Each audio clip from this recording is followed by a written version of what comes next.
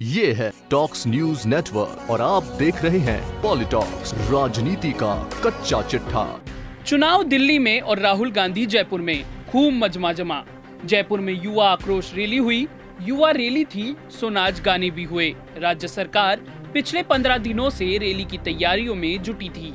Compass के north south की तरह की भूमिका में रहने वाले सीएम गहलोत और deputy CM Sachin Pilot rally को सफल बनाने के लिए कंपास नियम के विपरीत एक साथ नजर आए।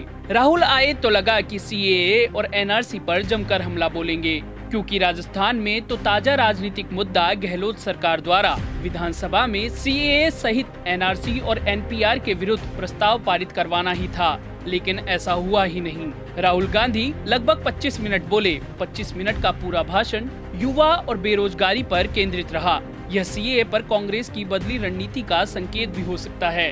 कांग्रेस के वरिष्ठ नेता और कानून के जानकार कपिल सिब्बल सहित कुछ अन्य कांग्रेसी दिग्गजों ने कुछ दिन पहले ही कह दिया था कि केंद्र सरकार द्वारा लाए गए सीएए कानून को देश की सभी राज्य सरकारों को लागू तो करना ही पड़ेगा।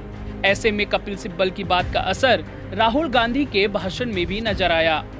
राहुल के 25 मिनट के भाषण में 46 बार हिंदुस्तान, 16 बार चीन और 4 बार अमेरिका का नाम लिया गया।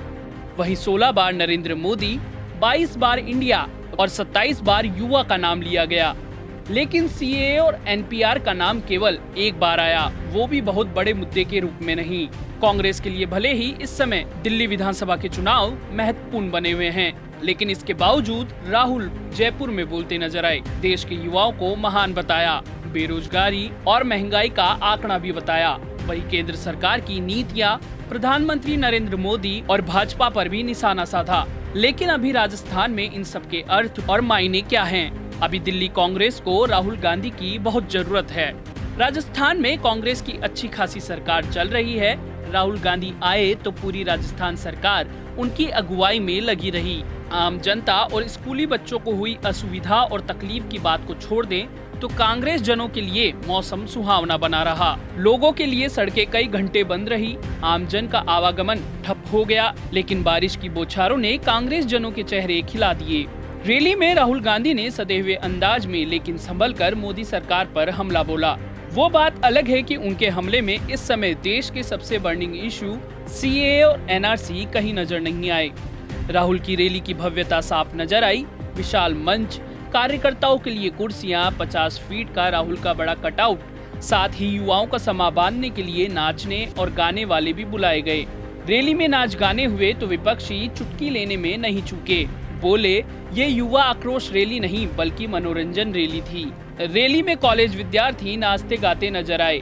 जयपुर के कॉलेज विद्यार्थी खुद रैली में पहुंचे या उन्हें पहुंचाया गया, यह एक सवाल हो सकता है। लेकिन विधानसभा में प्रतिपक्ष के उपनेता राजेंद्र राठौड़ ने आरोप लगाया कि राहुल की रैली में भीड़ दिखाने के लिए शिक्षण संस्थाओं से विद्यार्थियों को ढोकर लाया गया।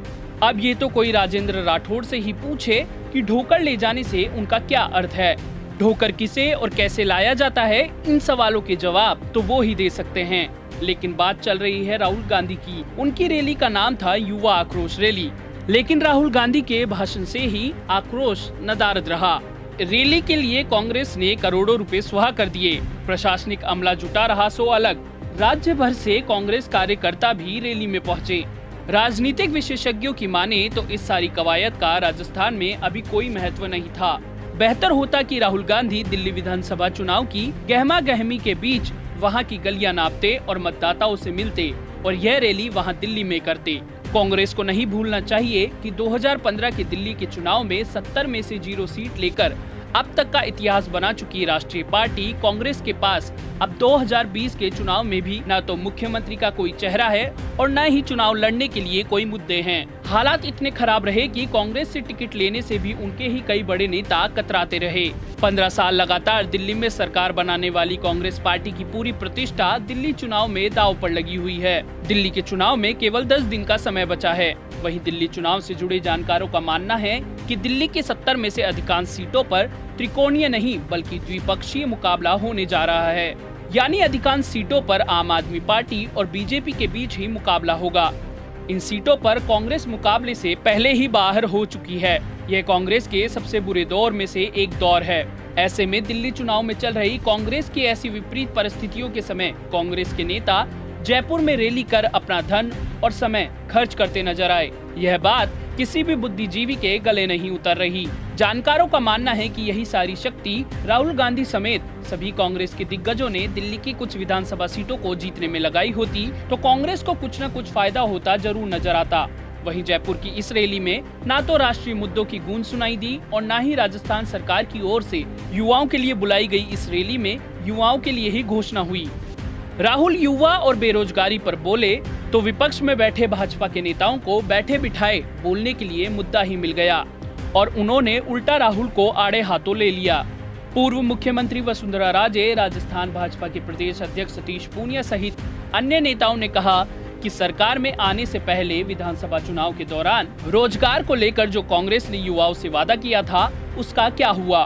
भाजपा नेताओं का कहना रहा कि जब राहुल गांधी युवा और बेरोजगारी पर निबंध बोल रहे थे तो जरा गहलोत सरकार की ओर से राजस्थान के बेरोजगारों के बेरोजगारी भत्ते की घोषणा पर भी कुछ बोल देते।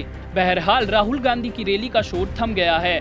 जिनको अपने नंबर बढ़वाने थे बढ़वा चुके, लेकिन सवाल तो दिल्ली की 70 विधानसभा सीटों में से कांग्रेस की कितनी सीटों के नंबर का अभी भी बना हुआ है।